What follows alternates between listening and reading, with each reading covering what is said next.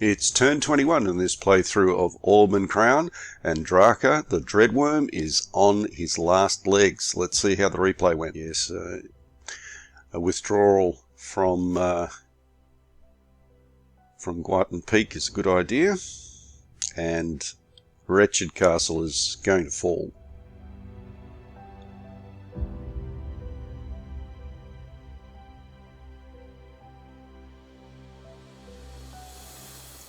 Chinois is forayed out to make a bit of a last stand, I think. The dwarves are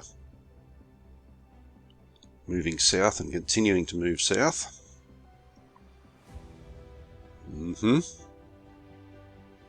There are still there's galleys all over the place down there. This is turning into a rather large naval battle.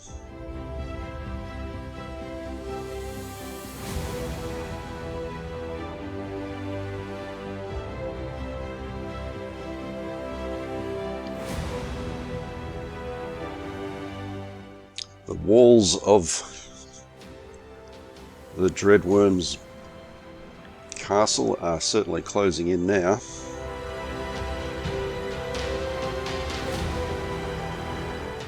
Oh, wow. That Sky Castle did a massive amount of damage then. The Cloud Giants must have had very large boulders dropping from it. Okay, Marmont has joined. Okay, so Marmont has joined me. This is a very good thing. What else? Okay, most of those messages there were about trade routes. And that reminds me that I've got to get that veteran unit out of Adrianople, because the Pomerium is a sacred border that no armies or veteran units should cross. Okay, now this message here is a warning that Marmont is not necessarily as reliable as we would like at this stage of the war anyway. They've joined us, but they might stab us in the back. So I don't necessarily want to be putting a lot of gold pieces into their upkeep at this stage. I have the option of opening up a trade route between Andania and Trondheim, and I'm going to do that. Let's have a look at the map so you can see where that would go from. It would go from Port de Jacquet here across to Trondheim down here. So it's quite useful for the Vikings to have a trade route from Andania to them. I've also raised a leader. Now I'm probably going to need that leader at some stage over here when I eventually attack the ancients from the north. Alright, let's go to Guatenheim first. And okay, I can't let him get away. I know that there's a unit down here. Saw it move before. So let's see if we can find him. No, he's right there, just out of reach. Now I can either go this way or this way. Well, he's out of supply down there, so I don't really care. Let's go this way. So light cavalry have the ability to evade damage from time to time. I think it's some small amount, but they've done exceptionally well against elite troops.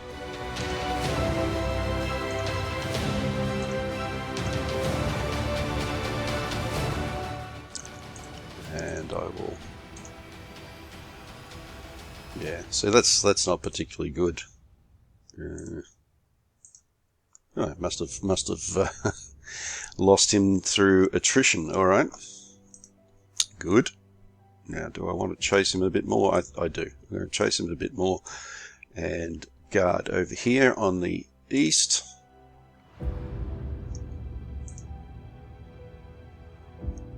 That light cavalry, wow.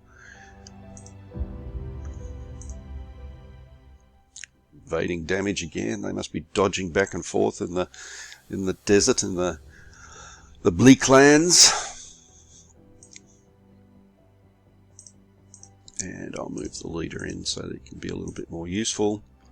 Now we've got 326 points. Before I decide what I'm going to do with that, I'll have a look at how Druk is going. Oh, very badly. Okay.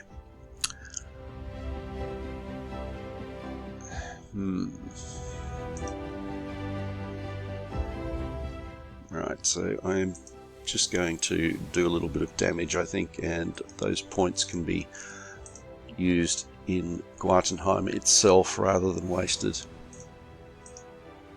Trying to do anything of real significance against Angnord up in the north. Okay, Ymirin Vale will hold, but that doesn't matter, I think. In a callous sort of way, as Jotunheim Lich Lords tend to be, we're just going to have to leave Draka to his fate. Right, now down in Jotunheim itself, let's have a look first at diplomacy. You don't really need diplomacy, but I will put it into the Iron Authority, who have moved a bit already from a previous move, and also purchase an elite unit from Transmorodonia. Again, elite units do come in handy, even though this is an elite unit here, and they were owned by the Light Cavalry. Might just be putting their feet over a fire when they get back to Guarton Peak. Okay, the Vikings themselves will continue to upgrade down here.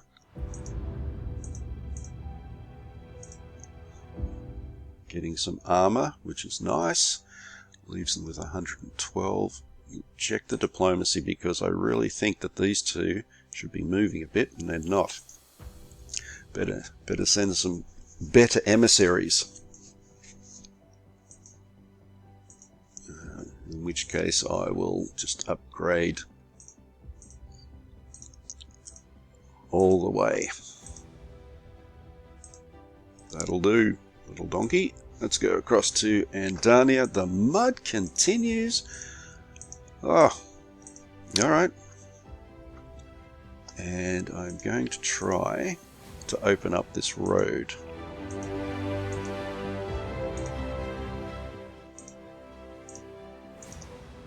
Good. Alright, so that road has now been opened up, and hopefully that will restore... Oh, already we've got restoration of the resource strength. You can see it's up to 4 now. It was up to 3 not that long ago. Alright. Yeah, the mud does make things difficult. And I'm going to have to move this leader back. But I'll just start preparing to attack.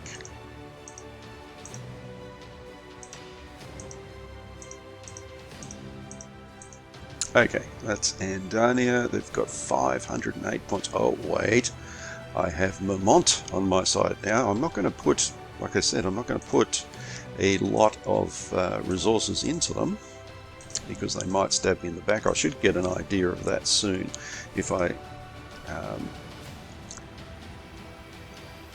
can see that they are going to stay with me. In fact, there is a message now that I've added that tells Andania that Vermont is actually quite reliable now.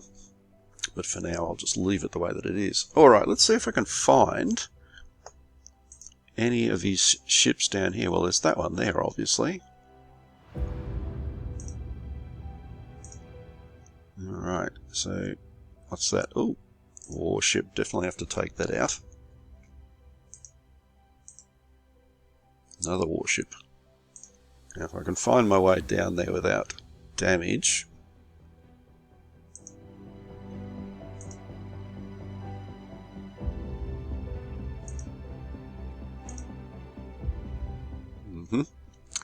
I should be able to do a reasonable amount of damage. I'll scout around a bit with that. No, that's all safe. Get this warship.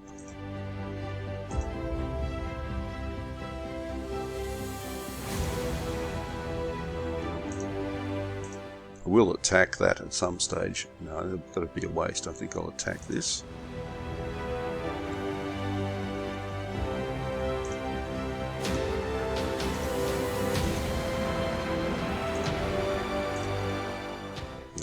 That's more useful.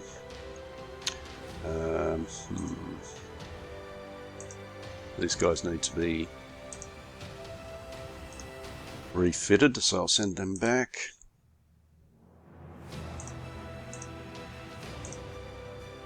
Take that out. Just hang around down here because I'm not sure what else he's got around. Now these sea hunters are quite good for spotting once they've got that. Oops, there you go. Or running into things. Once they've got that research done for spotting, they can actually see up to 3 hexes, which makes them very useful.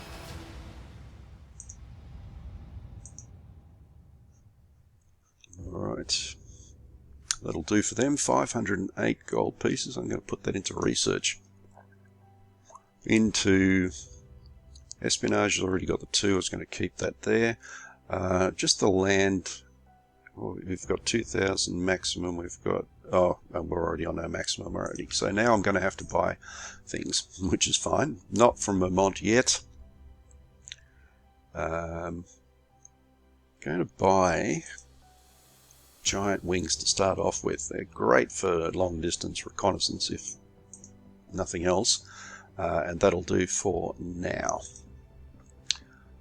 Over to Potentia. Get them out. Get them out. Let's go back a different way.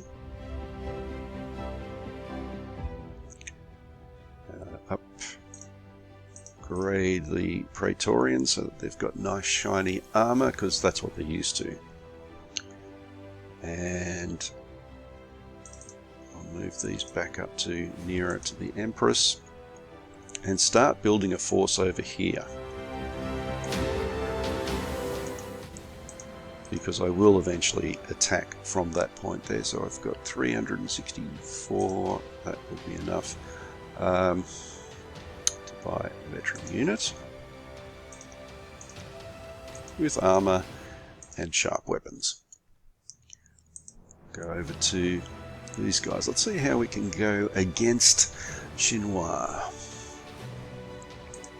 Finally I can get the elite Keshik in. Let's have a look. See if there's any useless ones that are being... Yeah, see, I don't really need the big wings to be under my command. That's all. So they're all right, and I'm going to move them out anyway, so I'll put them under my command. Right. Yeah, move them out because that's just dangerous. And we will start smacking away. It's going to take a few turns, but Chinois will fall.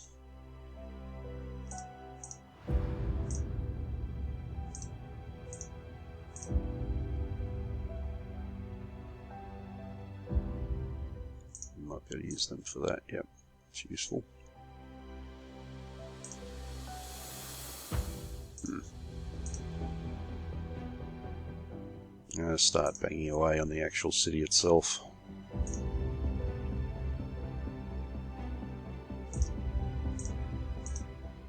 Just to get its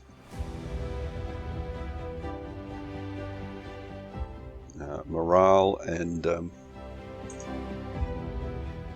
entrenchment down a bit.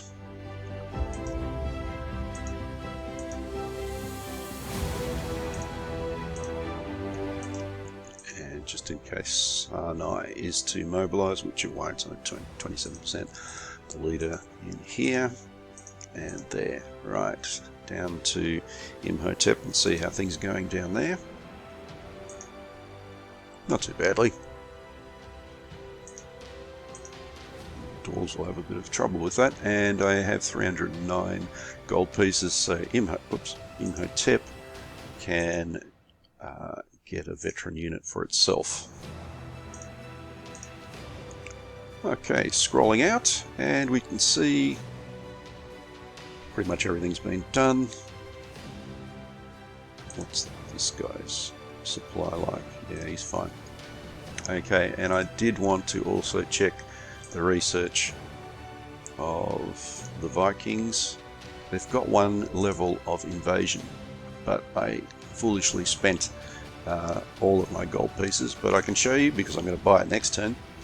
The Explorer here is now available for purchase, and that's what I'm going to do, because I do want to get up to Arctio. Well, while I'm here, I'll put this back out, put this one in for next turn. Okay, let's end the turn.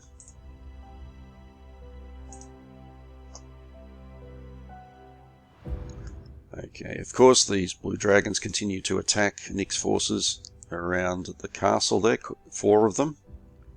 Aramis Islands have turned 25% towards us, excellent. Insula Metis, 12%, also good. Our ranged weapons for the Vikings have improved. Our espionage for Andania has also improved.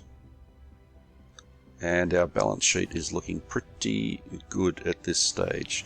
Eventually these 230 for the giants will stop as well. Okay, thanks for watching, and I'll see you next time.